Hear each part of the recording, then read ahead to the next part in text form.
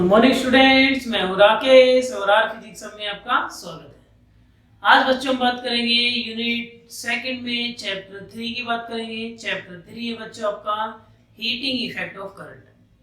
अगर बच्चों आपने मेरा प्रीवियस लेक्चर नहीं देखा है तो आप मेरे चैनल पे जाके मेरे प्रीवियस लेक्चर भी देख सकते हैं। मेरा चैनल का नेम है R physics. My name is Rakesh Saini, right. मेरे प्रीवियस लेक्चर में हमने बात की थी बच्चों पोटेंशियोमीटर की एप्लीकेशन, और फिर हमने एक लास्ट लेक्चर आपको दिया था numerical on potentiometer. I hope आपको लेक्चर पसंद आया होगा। आज हम स्टार्ट करने वाले हैं हीटिंग इफेक्ट ऑफ करंट। तो बच्चों आज मैं ले रहा हूं heating effect of current unit 2 electricity chapter C. Chapter C है बच्चों heating effect of electric current. Heating effect of a electric current. आज बच्चों हम बात करेंगे इलेक्ट्रिक करंट का हीटिंग इफेक्ट क्या होता है। आपने सुना होगा जैसे आपका मोबाइल है, टीवी है, लैपटॉप है, कुछ देर तक उसे आप यूज करें, उसे चार्ज करें तो वो गर्म हो जाते हैं। ऐसा क्यों होता है? उनका टेम्परेचर बढ़ जाता है। तो यही फिनोमेना कहलाता है हीटिंग इफेक्ट। हीटिंग इफेक्ट का मतलब क्या है? किसी भी कंडक्टर से जब हम इलेक्ट्रिक करंट पास करते हैं तो after some time the temperature of a conductor is increases. This phenomena is known as my dear heating effect of a electric current. ठीक है। तो हीटिंग इफेक्ट आप अपने नोट्स प्रिपेयर भी कर सकते हैं वीडियो के थ्रू भी। ठीक है। तो आप अपना पेन कॉपी निकाल के बैठे। तो heating effect of current, electric current का मतलब क्या है? It is the phenomena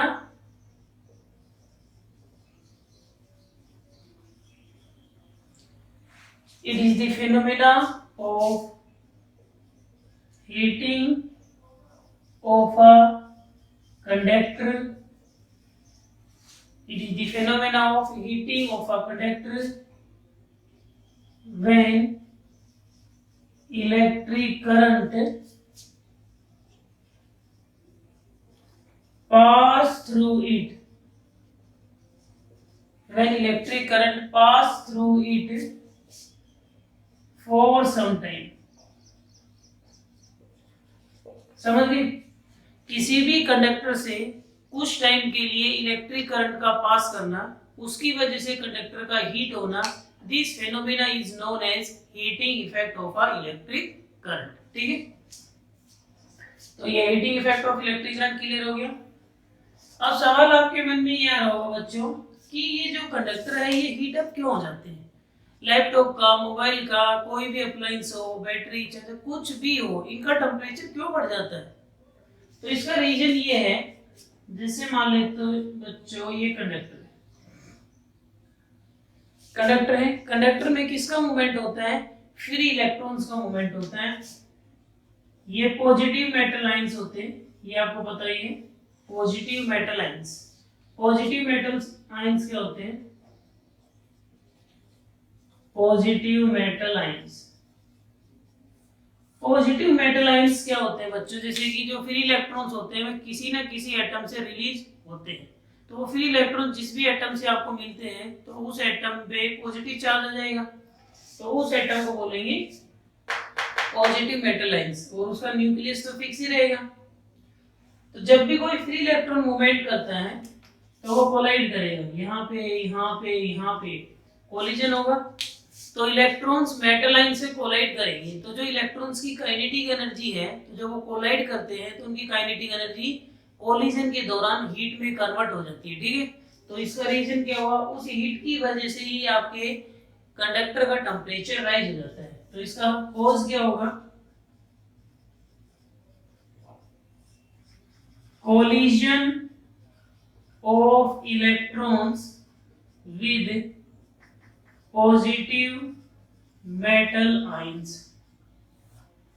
electron का पॉजिटिव मेटल आयन से टकराना जिसकी वजह से उनकी काइनेटिक एनर्जी हीट में कन्वर्ट हो जाती है और वो उस हीट की वजह से आपके कंडक्टर का टेम्परेचर इंक्रीज हो जाता है। ठीक है, अब मैं आपको ये समझाने की कोशिश करूंगा कि किसी बैटरी से कंडक्टर को कनेक्ट करेंगे तो उसमें कितनी हीट प्रोड्यूस होगी, उस हीट का फॉर्मूला डिराइव करेंगे। ठीक है, अब बात कर रहे हैं joules law of heating effect.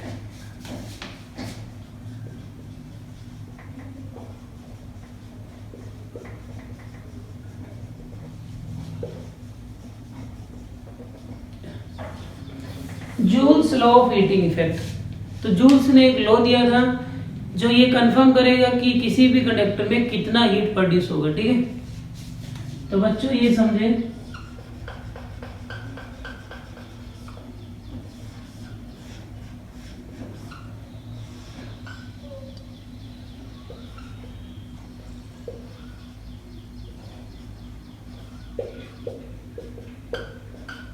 ठीक है, this is your conductor A B. Conductor AB have resistance capital R and I is the electric current which is passes through it for a time t time के लिए। हमने क्या किया, एक battery से एक रजिस्टर के अंदर, रजिस्टर नहीं है बेसिकली ये कंडक्टर ही है, उस कंडक्टर का रेजिस्टेंस R होगा। ठीक है, तो उसमें से करंट पास करेंगे t टाइम तक। ठीक, तो बच्चों हमें ये देखना है कि इसमें कितना हीट प्रोड्यूस होगा। अब मैं आपसे ये जानना चाह रहा हूँ, करंट फ्लो करता है ना हाई पोटेंशियल से लो पोटेंशियल, ये हमारी किरचॉफ्स रूल में बात हो गई है, electric current always flow from high potential to low potential, इस बात से आप अवेयर हैं, कोई दिक्कत नहीं है।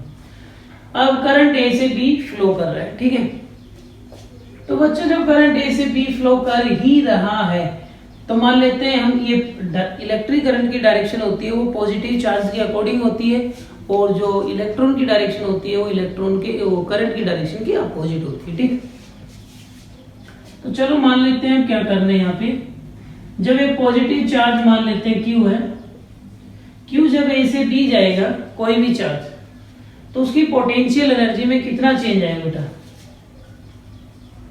Change in potential energy of Q when move from A to B। तो पोटेंशियल एनर्जी में डेल्टा यू में कितना चेंज आएगा, मतलब कि पहले पॉजिटिव चार्ज कंडक्टर के इस हिस्से पे है, अब वही पॉजिटिव चार्ज कंडक्टर के इस हिस्से पे पहुंच जाएगा और यहां से निकलने में उसको टाइम t लग गया। तो जब वो एंट्री कर रहा था कंडक्टर के अंदर चार्ज, तो उसमें कुछ एनर्जी थी और जब वो कंडक्टर से बाहर निकला उस टाइम कितनी एनर्जी है, तो चेक कर लेते हैं कितनी एनर्जी से एंटर किया उसने, कितनी एनर्जी से निकला। सपोज करो यहाँ से वो 10 जूल एनर्जी लेके निकला, यहाँ पे 10 जूल एनर्जी है, कुछ एनर्जी हीट में चली गई तो बची हुई इसके पास आ जाएगी।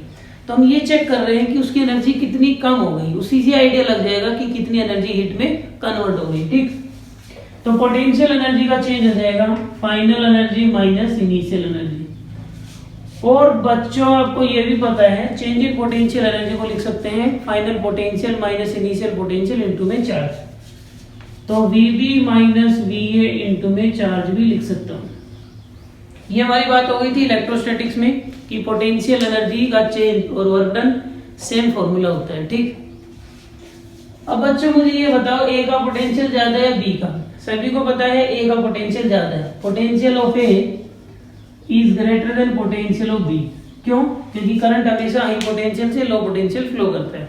तो मैं बच्चों इसमें से माइनस कॉमन ले रहा हूँ, माइनस कॉमन लूंगा तो VA माइनस VB इंटू में Q हो जाएगा। VA माइनस VB, A ज्यादा है B कम है, तो ये जो आपका डिफरेंस है पॉजिटिव आएगा।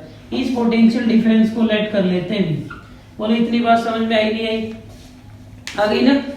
A का वैल्यू ज्यादा है B का कम है, तो ये वैल्यू जो भी आएगा वो सपोज करो V मैंने लेट कर लिया। A और B का पोटेंशियल डिफरेंस कितना होगा, जितना बैटरी का होगा, पैरेलल में है, और ये माइनस, मतलब कि इतनी पोटेंशियल एनर्जी कम हो गई। ये जो पोटेंशियल एनर्जी कम हुई है माइनस VQ, ये एनर्जी कहाँ जा सकती है? ऐसा हो सकता है ये एनर्जी इलेक्ट्रॉन को चली जाए, इलेक्ट्रॉन की काइनेटिक एनर्जी बढ़ जाए, ऐसा भी हो सकता है यही एनर्जी हीट में कन्वर्ट हो जाए। अब हम ये मान लेंगे कि जितनी भी पोटेंशियल एनर्जी कम हुई है वो सारी हीट में कन्वर्ट हो गई है। ऐसा ऑप्शन अगर आपके सामने आए कि सर काइनेटिक एनर्जी में भी जा सकती है, तो काइनेटिक एनर्जी में बच्चों नहीं जाएगी। क्यों? क्योंकि हमने काइनेटिक एनर्जी को फिक्स कर दिया हाफ mv²। काइनेटिक एनर्जी को बच्चों हमने फिक्स कर रखा है हाफ mv²। तो काइनेटिक एनर्जी हमारा जो है हाफ mv²। v जो हमारा है बच्चों ड्रिफ्ट वेलोसिटी, ये एवरेज वेलोसिटी हमारी फिक्स होती है। तो एवरेज वेलोसिटी हमारी फिक्स है, मास फिक्स है इलेक्ट्रॉन का, तो काइनेटिक एनर्जी तो हमारी चेंज होने वाली है नहीं, क्योंकि काइनेटिक एनर्जी को हमने एवरेज में कन्वर्ट कर रखा है ड्रिफ्ट वेलोसिटी के थ्रू। तो ये सारी एनर्जी किस में कन्वर्ट होगी? हीट में ही कन्वर्ट हो जाएगी। This loss of potential energy convert into heat. तो हीट का फॉर्मूला हो जाएगा V इंटू क्यू। नेगेटिव तो ये शो कर रहा है यहाँ पे एनर्जी कम हुई है, यहाँ ज्यादा थी यहाँ कम है। कंडक्टर के अंदर जब इलेक्ट्रॉन यहाँ से एंट्री करता है, यहाँ से एंट्री किया तो एनर्जी 10 थी, यहाँ पे 5 हो गई, तो वो 5 कहाँ चली गई? हीट में चली गई। ठीक है, तो ये हीट का फॉर्मूला हो गया। चार्ज को आप क्या लिख सकते हैं? बोलो बच्चों, करंट होता है चार्ज अपॉन में टाइम, तो चार्ज हो जाएगा I into T. I hope आपको बात समझ में आ गई होगी। चार्ज को रिप्लेस कर दो, ये आ जाएगा VIT। तो हीट का फॉर्मूला आपके पास VIT आ गया। एक फॉर्मूला ये आ गया हीट का। दूसरा V को चेंज कर सकते हो IR में। V को IR पुट करेंगे तो ये हो जाएगा I इंटू टी, तो हीट आ जाएगा I² RT।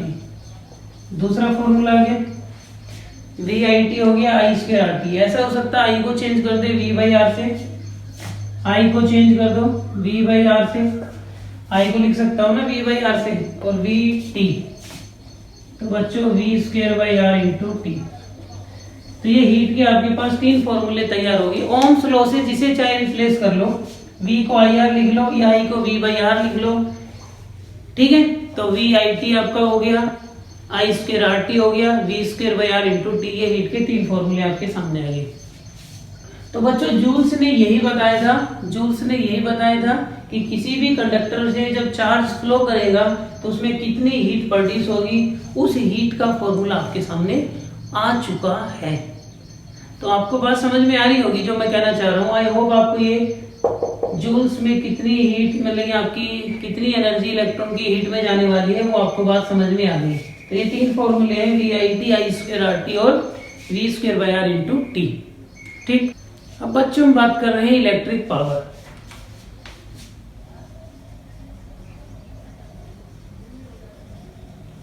इलेक्ट्रिक पावर अच्छा टॉपिक है। देखो पावर को हम 2 तरीके से समझेंगे, एक तो अप्लायंस का पावर होगा, एक बैटरी का पावर होगा। ठीक है, पहले किसी भी अप्लायंस का पावर हो उसको समझेंगे। जैसे आपका बल्ब है 100 वोल्ट का, CFL है 15 वोल्ट की। जैसे हम कहते हैं कि बल्ब यूज मत करो, एनर्जी को कंजर्व करना है, CFL यूज करो, LED यूज करो। तो ये जो 100 वोल्ट है 15 वोल्ट है, इसका एग्जैक्टली मीनिंग क्या है? जैसे बल्ब 100 वोल्ट का, इससे आप क्या समझते हैं? इसका मतलब ये होता है बच्चों, जो आपका बल्ब है वो 100 जूल एनर्जी कंज्यूम करता है 1 सेकंड में। वोल्ट को जूल पर सेकंड भी लिख सकते हैं। तो 100 वोल्ट का बल्ब है, इसका मतलब ये है आपका जो बल्ब है वो 1 सेकंड में 100 जूल एनर्जी कंज्यूम करता है।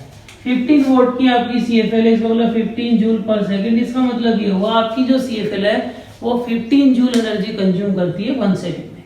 ठीक है, तो इसलिए हम बोलते हैं कि अगर हम बल्ब यूज करेंगे तो वो हर 1 सेकंड में 100 जूल एनर्जी कंज्यूम करेगा। इससे क्या होगा, एनर्जी भी ज्यादा कंज्यूम होगी, आपका बिल भी, इलेक्ट्रिसिटी का जो बिल है वो भी बहुत ज्यादा आने वाला है। ठीक, दूसरा हम बात करें CFL की, ये 1 सेकंड में 15 जूल एनर्जी ही कंज्यूम कर रही है। इसका मतलब एक बल्ब की जगह आप 6 CFL अप्रोक्स 7 CFL यूज कर सकते हैं। तो जितना बिल एक बल्ब का होगा उतना ही बिल 7 CFL से होने वाला है बच्चों। तो पूरे घर की लाइट और एक बल्ब बराबर हो जाते हैं, इसलिए बोलते हैं CFL यूज करो। तो पावर अप्लायंस के केस में समझ आया, ऐसे हीटर होते हैं, ऐसे गीजर होते हैं, टोस्टर होते हैं, रेफ्रिजरेटर होते हैं, आपके फैन, कूलर, AC, इन सब का पावर होता है। AC का देखा होगा आपने, 1 सेकंड में कितनी ज्यादा लेता है, 2000 जूल एनर्जी, कोई 3000 जूल, कोई 1000 जूल। ऐसे ही आपको इलेक्ट्रिक आयरन हीटर के होते हैं। ठीक है, तो आपका जितना बड़ा अप्लायंस होगा इसका मतलब वो 1 सेकंड में उतनी ही ज्यादा एनर्जी कंज्यूम करने वाला है और उतनी ही आपकी इलेक्ट्रिसिटी का बिल आने वाला है। ठीक है, तो चलो मैं लिख देता हूं इलेक्ट्रिक पावर क्या है। It is the energy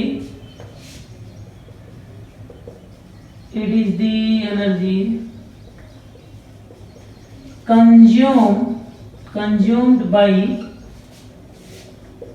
any appliance in 1 second. It is the energy consumed by any appliance in 1 second. कोई भी अप्लायंस 1 सेकंड में कितनी एनर्जी कंज्यूम करता है उसको हम बोलते हैं इलेक्ट्रिक पावर। ठीक है, दूसरा डेफिनेशन ये भी हो सकता है बच्चों, ये तो मैंने आपको किसके टर्म में बताया, अप्लायंस के टर्म में, बल्ब है जो भी है। अब बैटरी की बात करें तो बैटरी में पावर क्या होगा, बैटरी का पावर होता है 1 सेकंड में बैटरी कितना काम कर रही है। ठीक है, सर्किट में कांस्टेंट करंट मेंटेन करने के लिए बैटरी 1 सेकंड में कितना वर्क कर रही है बच्चों। जैसे अभी हमने डायग्राम बनाया था,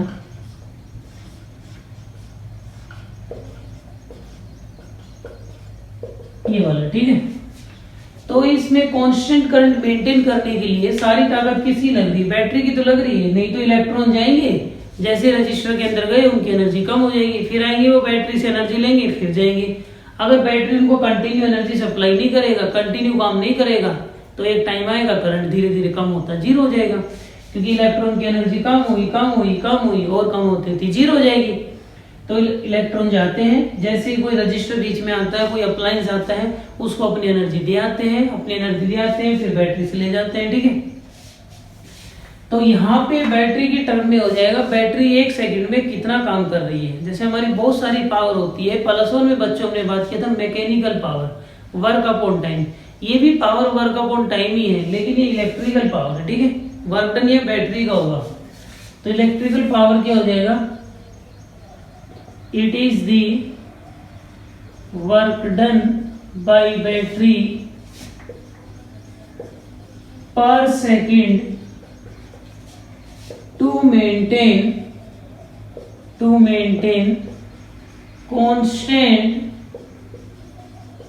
maintain constant electric current in the circuit। Circuit में बच्चों कांस्टेंट इलेक्ट्रिक करंट मेंटेन करने के लिए बैटरी जितना काम करती है 1 सेकंड में, उसी काम को क्या बोलते हैं, पावर बोलते हैं बैटरी का। तो पावर हो जाएगा आपका, और इसका ऐसा यूनिट क्या है बच्चों, ऐसा यूनिट इसका वोट है। ठीक है, वैसे लिखने को तो किलो वोट भी लिखते हैं, 10⁻³ वोट हो जाएगा, मेगा वोट भी लिखते हैं 10⁻6 वोट हो जाएगा, गीगा वोट भी लिखते हैं 10⁹ वोट हो जाएगा, ऐसे भी यूज कर लेते हैं। ठीक है, तो बच्चों आपका पावर हो गया वर्क अपॉन में टाइम, समझ आ गया, वर्क अपॉन में टाइम आपका पावर हो गया। पावर की ऐसा यूनिट होगी बच्चों वोट, वर्क की ऐसा यूनिट होगी जूल, टाइम की होगी सेकंड। तो कहने का मतलब है 1 volt is equals to 1 joule per second, इसलिए मैंने यहाँ वोट को 100 वोट लिखा था ना, 100 वोट को जूल पर सेकंड भी लिख सकते हैं। तो work upon time joule per second, इधर से वोट, तो पावर की ऐसा यूनिट वोट है, उसी वोट को आप जूल पर सेकंड भी रिप्लेस कर सकते हैं, कोई प्रॉब्लम नहीं है। किलो वोट का मतलब 10⁻3, मेगा का मतलब 10⁻6 और गीगा का मतलब 10⁹। कई बार आपने ये भी सुना है HP हॉर्स पावर, एक घोड़े की कितनी ताकत होती है, एक घोड़े में 746 वोट, 746 वोट के बराबर एक घोड़े में ताकत होती है। इसका मतलब ये हुआ एक हॉर्स 746 जूल वर्क डन कर सकता है 1 सेकंड में। ठीक है, ये घोड़े की ताकत है। तो ये इलेक्ट्रिक पावर है। अब पावर के भी 3 फॉर्मूले आप बना सकते हो। पावर के फॉर्मूले कैसे बन जाएंगे, वर्क को कैसे लिख सकते हो बच्चों आप, वर्क को तो मैं लिख देता हूं, वर्क को आप लिख सकते हैं पोटेंशियल डिफरेंस इनटू में चार्ज। तो बैटरी का पोटेंशियल डिफरेंस कितना है V और चार्ज कितना है Q अपॉन में T लिख सकता हूं। वर्क डन को क्या लिख सकता हूं, पोटेंशियल डिफरेंस इनटू में charge VB minus V into में चार्ज। तो पोटेंशियल डिफरेंस यहाँ V होगा, इन दोनों पॉइंट होगा V होगा, जैसे अभी हमने बात की है। तो पोटेंशियल डिफरेंस V इनटू में चार्ज अपॉन में 10 अब बच्चों चार्ज को लिख सकते हैं I इंटू टी, लिख सकते हैं ना, करंट के फॉर्मूले से। करंट होता है चार्ज अपॉन में टाइम, तो चार्ज हो जाएगा करंट इंटू टाइम, और अपॉन में है आपका टी, सॉरी टी से टी कट जाएगा बच्चों। पावर कितना आ गया, वी आई आ गया। तो पावर का फॉर्मूला वी आई बी हो सकता है, और वी आई को रिप्लेस कर दो आई आर, तो पावर कितना हो जाएगा, आई स्क्वायर आर बी हो जाएगा बच्चों। आई को रिप्लेस कर दो वी बाई आर, तो पावर आपका हो जाएगा वी स्क्वायर बाई आर बी हो जाएगा। तो पावर के भी 3 फॉर्मूले आपके सामने हैं। पावर के 3 फॉर्मूले कैसे बन रहे हैं, ओम्स लॉ के थ्रू हम रिप्लेस कर रहे हैं। वी को आई आर लिख दो, या आई को वी बाई आर लिख दो, एक फॉर्मूला ही। तो पावर वी आई भी होता है, आई स्क्वायर आर भी होता है, वी स्क्वायर बाई आर भी होता है। पावर की ऐसा यूनिट क्लियर हो गई, एचपी क्लियर हो गया, डेफिनेशन भी क्लियर हो गई, फॉर्मूला भी क्लियर हो गया। तो ये बच्चों आपका इलेक्ट्रिक पावर है। +1 में पढ़ा था मैकेनिकल पावर, ठीक है। अब बच्चों मैं बात कर रहा हूं इलेक्ट्रिकल एनर्जी की, ध्यान से सुनना बच्चों। इलेक्ट्रिकल एनर्जी, अब हम इलेक्ट्रिकल एनर्जी की बात कर रहे हैं। इसे भी लिख सकते हैं, आप चाहो तो यू से भी लिख सकते हैं। इलेक्ट्रिकल एनर्जी क्या होगा, एक बैटरी में कितनी एनर्जी होगी, तो बैटरी जितना काम करती है समझ लो उसमें उतनी ही एनर्जी है। It is the amount of work done by the battery to maintain constant electric current in a circuit is known as electrical energy of a battery, ठीक है। तो आपकी जो बैटरी है सर्किट में कांस्टेंट करंट मेंटेन करने के लिए कुछ काम तो कर ही रही है ना भाई, कितना पोटेंशियल डिफरेंस दे रही है, कितना चार्ज फ्लो करा रही है, सारा काम तो इसी का। बिना बैटरी क्या करंट मिलेगा, कुछ मिलने वाला नहीं है। तो बैटरी कितना काम करती है उस काम को ही इलेक्ट्रिकल एनर्जी कहते हैं। तो इलेक्ट्रिकल एनर्जी क्या हो गया, it is the amount of work done by the battery, it is the amount of work done by the battery to maintain constant electric current, to maintain constant electric current in the circuit। तो battery कितना काम करेगी, battery का काम आपको पता ही है। Battery का जो वर्क डन होगा पोटेंशियल डिफरेंस इनटू में चार्ज होगा, वर्क डन यही होता है। तो इस वर्क डन को बैटरी की एनर्जी कहेंगे। V को हम क्या लिख देंगे, चलो V को भी रहने दो, चार्ज को क्या लिख देंगे, IT लिख देंगे। यह कितना हो जाएगा, V को क्या लिख दो, IR, आई स्क्वायर आर हो जाएगा, ठीक है। या मैं क्या कर सकता हूँ, आई को लिख दो वी बाई आर, तो वी स्क्वायर बाई आर। कई बच्चों के दिमाग नहीं आ रहा होगा सर ये तो हीट वाला फॉर्मूला हो गया। हाँ भाई, जितनी एनर्जी हीट में लॉस होगी उतनी ही एनर्जी बैटरी काम करेगी, फालतू में काम क्यों करेगी, जितनी जरूरत है उतना ही काम करेगी ना। जितनी इलेक्ट्रॉन की एनर्जी लॉस होगी हीट में उतनी एनर्जी वो बैटरी से लेके जाएगा, मतलब कि बैटरी उतना ही काम करेगी। तो कहने का मतलब है जितना काम बैटरी कर रही है वो हीट में चला जाएगा, तो जितना हीट में जाता जाएगा उतना ही बैटरी। अगर कोई लॉस ना हो तो बैटरी को एक बार इलेक्ट्रॉन फ्लो कराना है, जिंदगी भर घूमता रहेगा नहीं। तो लॉस ही लॉस है। तो लॉस कैसे होगा, जो भी हीट में लॉस हुआ उतना ही बैटरी हो। सपोज करो इलेक्ट्रॉन के पास यहाँ 10 जूल है, यहाँ पे 7 जूल हो गई, 3 जूल हीट में चली गई, तो 3 जूल ये कहां से लेके आएगा, बैटरी से। तो बैटरी को 3 जूल काम करना पड़ेगा ताकि इसकी एनर्जी 10 जूल हो जाए। अगर इलेक्ट्रॉन की एनर्जी वापस से उतनी नहीं करेंगे तो फिर करंट आपको उतना नहीं मिलेगा। अब फिर 7 हो जाएगी, फिर करंट कम हो जाएगा, फिर 7 से पास होगा, फिर 4 जूल हो जाएगा, फिर दोबारा पास करेगा 2 जूल, एक टाइम आएगा उसकी एनर्जी 0 हो जाएगी, करंट भी 0। तो कांस्टेंट करंट को मेंटेन करने के लिए बैटरी को कंटिन्यू वर्क डन करना पड़ेगा। इतना काम करना पड़ेगा बैटरी को, इतना काम करना पड़ेगा। अब आपने सुना होगा किलोवाट आवर। किलोवाट आवर किसकी यूनिट है, कई बच्चों के दिमाग में रहता है किलो 10 के पावर 3 वोट, ये तो पावर की यूनिट है, लेकिन ये पावर की यूनिट नहीं है माय डियर, ये पावर की यूनिट नहीं है, ये यूनिट है एनर्जी की। ध्यान से देखो, किलो का मतलब 10 की पावर 3, वोट को क्या लिख सकता हूँ, जूल पर सेकंड। अभी बताया वर्क, ये जो आपका पावर होता है वोट वर्क अपॉन टाइम होता है ना, जूल पर सेकंड, तो जूल पर सेकंड। आर, एक घंटे में कितने सेकंड, 3600 सेकंड। अरे बोलो भाई, सेकंड से सेकंड कट जाएगा, तो 1 किलोवाट आवर कितना आ गया, 36 इंटू 10 की पावर 5 जूल। तो 1 किलो वोट आर, ये मत समझना ये पावर की यूनिट है बच्चों, ये पावर की यूनिट नहीं है। 1 किलो वोट आर ये एनर्जी की यूनिट है, 36 इंटू 10 की पावर 5 जूल। और आपने बचपन में पढ़ा होगा 1 किलो वोट आर, एक डेसिमल लगा देंगे 3.6 इंटू 10 की पावर 5 जूल। आपने बच्चों ये भी बचपन में पढ़ा होगा 3.6 इंटू 10 की पावर 5 जूल। पढ़ा है ना 1 किलो वोट आर 3.6 इंटू 10 की पावर 5 जूल, ऐसा भी आपने कुछ बचपन में पढ़ा है।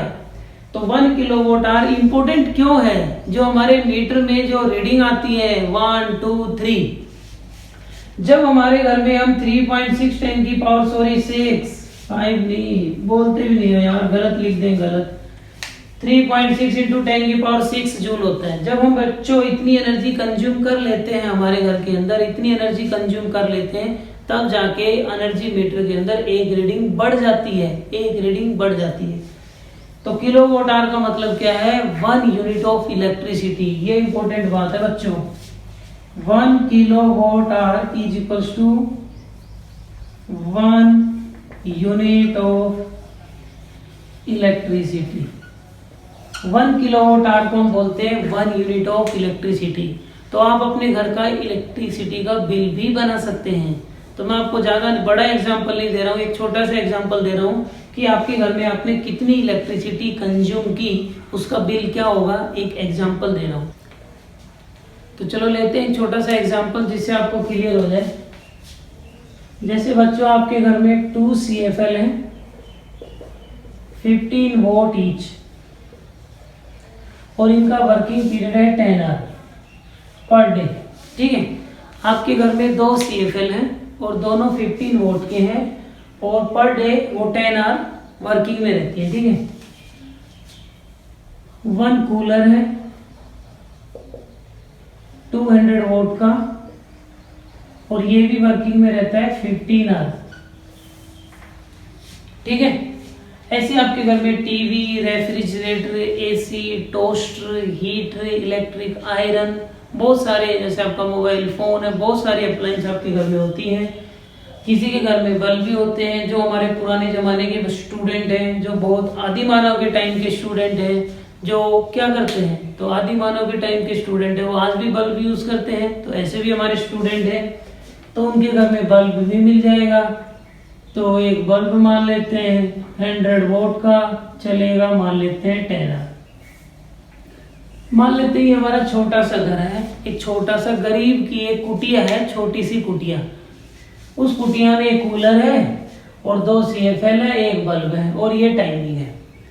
और मान लेते हैं जून का मंथ है, जून में 30 डेज होते हैं। ठीक है, सही लिखे है ना, 30 होते हैं। ठीक है, तो आपको बताना है ये जो कुटिया है, इसमें जो साधु रहता है, साधु आप में से कोई साधु तो नहीं है ना, तो कोई साधु रहता है तो उसको कितना बिल पे करना पड़ेगा। कहने का मतलब है हाउस है बेटा 2 CFL है, ये सब आपको ऐसा सवाल दे दिया जाएगा। इसमें बाकी सारी अप्लायंस भी लिख सकते हैं, refrigerator, AC, toaster, geyser, heater, TV, laptop, mobile, और भी कुछ है, वीडियो गेम भी चलाते हैं, उसमें भी इलेक्ट्रिसिटी कंज्यूम, और भी कुछ है, ये सब चीजें। अब आप सोच रहे होंगे सर सबसे ज्यादा बिजली तो हम आजकल मोबाइल फोन में खराब कर रहे हैं, उसका चार्जर हटने ही नहीं देते। तो आप उसको भी काउंट कर सकते हैं, उसकी पावर भी उसके ऊपर लिखी होती है, बैटरी के ऊपर। चलो खैर इतनी बातें हमें नहीं करनी है, हमें बिल बनाना है। तो बिल बनाने के लिए बच्चों आपको ये देखना है ये एक दिन में कितनी एनर्जी लेगा। ये लेगा, एक CFL 15 का है तो 2 CFL हो जाएंगे 30 वोट। देखो हमें कन्वर्ट करना है सबको किलो वोट आवर में, ये टारगेट रखना है। तो ये 30 वोट हो गया, 30 वोट 1000 से डिवाइड कर दिया, ये हो गया किलो वोट हो गया।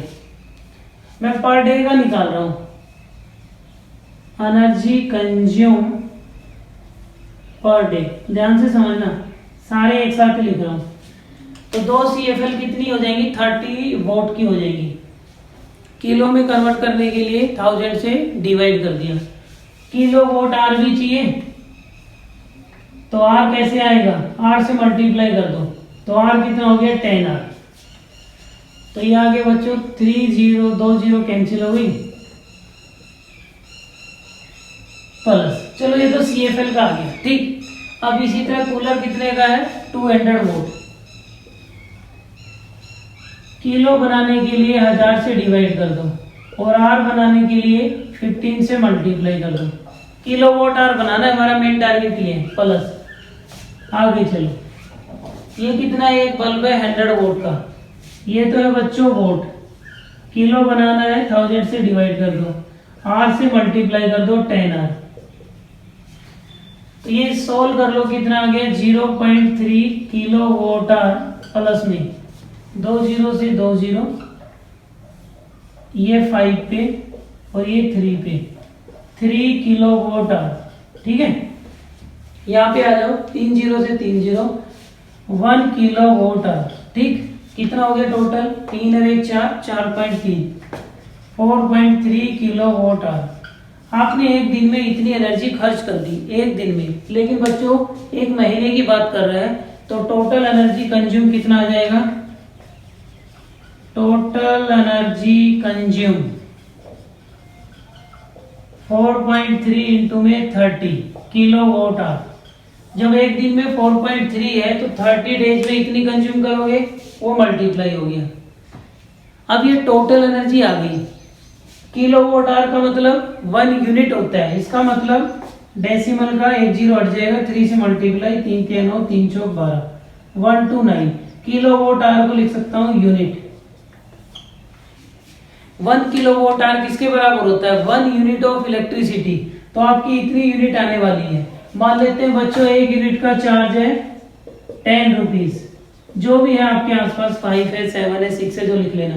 तो टोटल चार्ज कितना आ जाएगा, टोटल चार्ज हमारा आ जाएगा 129 इंटू में 10 रुपीज, तो 1290 रुपए बनते हैं।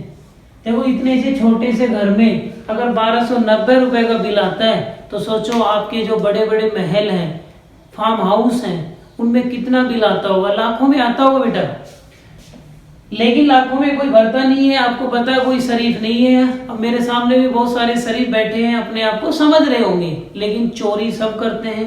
मैं आपको चोर नहीं कह रहा, लेकिन जनरली क्या करते हैं, डबल करते हैं, ऊपर अलग तार है नीचे अलग तार है। नहीं, मीटर का अलग है और रेफ्रिजरेटर AC इनका अलग है, तो अलग बात है। इसलिए गवर्नमेंट को बहुत एनर्जी का लॉस होता है। तो आई होप आपको बिल बनाना आ गया होगा। जो भी है उसको वोट होगा, टोटल वोट लिखें, उसे किलो में बनाने के लिए 1000 से डिवाइड करें, टाइम R बनाने के लिए टाइम से मल्टीप्लाई करें। ऐसे ही सभी अप्लायंस का निकाल लें और ऐड कर लें, टोटल किलो वोट आर आ जाएगा पर डे का।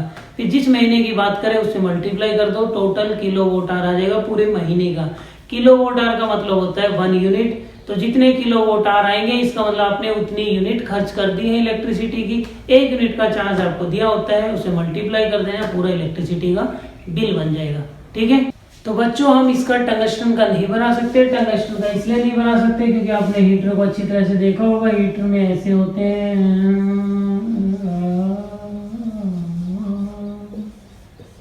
ऐसे कुछ जुगाड़ लगा होता है। ये जो स्प्रिंग टाइप की वायर होती है ये नाइक्रोम की बनी होती है। ठीक है, अब आपके दिमाग में यही सवाल होगा नाइक्रोम क्यों। इसका रीजन भी वही है, because it have high resistivity rho and high melting point. लेकिन मेल्टिंग पॉइंट इतना नहीं होता कि बल्ब में यूज कर ले इसको, ये ध्यान रखना। बल्ब में 2500 होता है, इसकी औकात नहीं है 2500 का टेम्परेचर टॉलरेट कर ले। ठीक है, because it have high resistivity and high melting point. इसका मेल्टिंग पॉइंट भी बहुत जबरदस्त होता है 1400-1500 के आसपास, लेकिन वहां पे काम नहीं करेगा।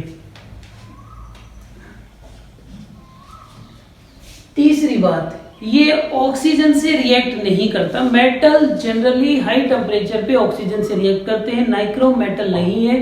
तो आप जो जैसे हीटर होती हैं उनकी जो स्प्रिंग होती है आपने देखा होगा, वो एटमॉस्फेयर के डायरेक्ट कांटेक्ट में होती है, तो ये रिएक्ट नहीं करती।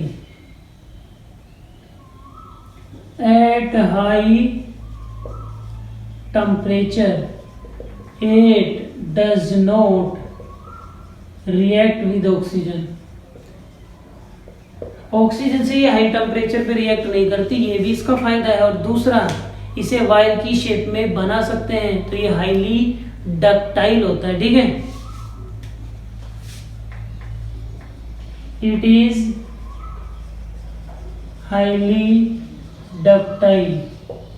डक्टाइल वही होते हैं ना जिनको वायर बना सके, वायर की शेप में कन्वर्ट कर पाए, और मैलिएबल होता है उनको शीट की फॉर्म में कन्वर्ट कर पाते हैं, ठीक है। तो ये हाईली आपका डक्टाइल है, मैलिएबल भी होता है, ऑक्सीजन से रिएक्ट भी करता है, हाई रेजिस्टिविटी है, नाइक्रोम यूज करते हैं। नाइक्रोम एक अलॉय है बच्चों, निकल प्लस क्रोमियम, इन दोनों का मिक्सचर है। तो जितने भी हीटिंग अप्लायंस आपके घर में है सब में नाइक्रोम लगा होता है, ठीक है। अब थर्ड एप्लीकेशन है जो मोस्ट इंपोर्टेंट है, इलेक्ट्रिक फ्यूज। इलेक्ट्रिक फ्यूज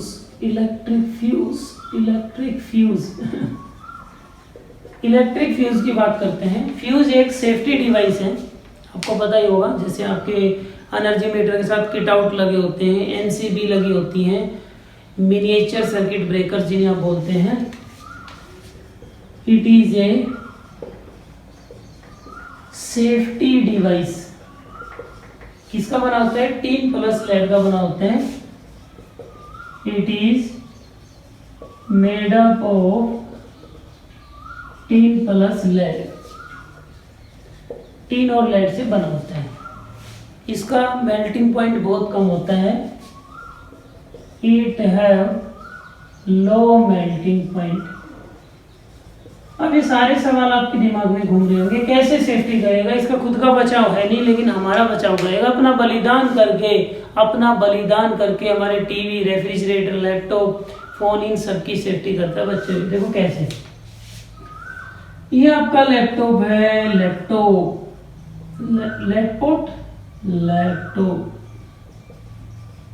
ये आपका लैपटॉप है। टीवी हो सकता है, आपकी एलईडी, एलसीडी जो भी हो सकती है भाई, कोई भी अप्लायंस हो सकता है। यहाँ पे लगा देते हैं फ्यूज, ठीक है बेटा। इसकी लिमिट है 20 एम्पियर फॉर एग्जांपल। तो यहाँ पे फ्यूज लगा देते हैं, और फ्यूज लगा लेते हैं हम 19 का एम्पियर का। मतलब कि 19 एम्पियर से ज्यादा करंट आया तो इसकी जो फ्यूज की वायर होती है ये मेल्ट हो जाएगी। तो लिमिट से ज्यादा करंट आता है तो इसका मेल्टिंग पॉइंट बहुत कम होता है, और हाई रेजिस्टिविटी होती है। Low melting point and high resistivity, क्योंकि रेजिस्टिविटी हाई होगा तो हीट ज्यादा प्रोड्यूस होगा। अब ज्यादा हीट प्रोड्यूस होगा और इसका मेल्टिंग पॉइंट कम है तो ये मेल्ट हो जाएगा, यहाँ से सर्किट टूट जाएगा, तो आगे करंट फ्लो नहीं करेगा। इससे आपके टीवी, लैपटॉप सब सेफ रहेंगे। तो जैसे हमारे किट आउट हो गए, अब हम किट आउट में क्या करते हैं? हमारे किट आउट ऐसे होते हैं,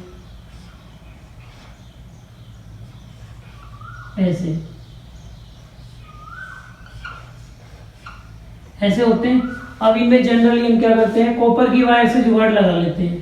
तो देसी आदमी देसी काम करते हैं, कॉपर की वायर का ही काम ले लेते हैं। तो कई बार घर में ज्यादा करंट आने से पहले वो इनसे पास होके आता है किट आउट से। किट आउट में लिमिट से ज्यादा करंट आया तो ये फ्यूज हो जाएगी, मतलब ये मेल्ट हो जाएगी कॉपर वायर, और यही फिर आपके घर में करंट नहीं आएगा, घर की सारी अप्लायंस सेफ हो जाएंगी। तो इस तरह से ये एक सेफ्टी डिवाइस है इलेक्ट्रिक फ्यूज। इसी तरह बच्चों इसमें कई बार पूछता है एफिशिएंसी क्या होगा? तो एफिशिएंसी होता है, ये होता है आउटपुट पावर अपॉन में इनपुट पावर। एफिशिएंसी किसका रेशियो होता है? ये आउटपुट पावर और इनपुट पावर का रेशियो होता है। It is the ratio of output power and input power. तो एफिशिएंसी हमेशा आउटपुट अपॉन इनपुट ही होता है, ठीक है।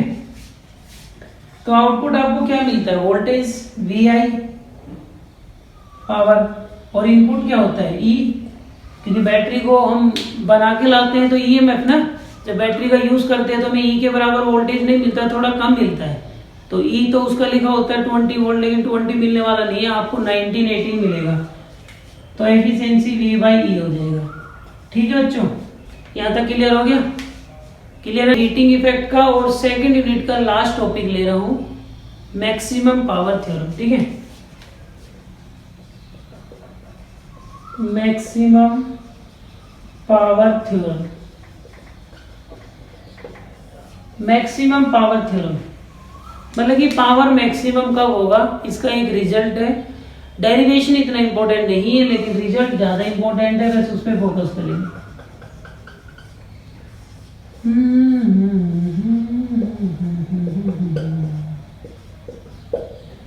V हो जाएगा बच्चों I इंटू आर, ठीक है।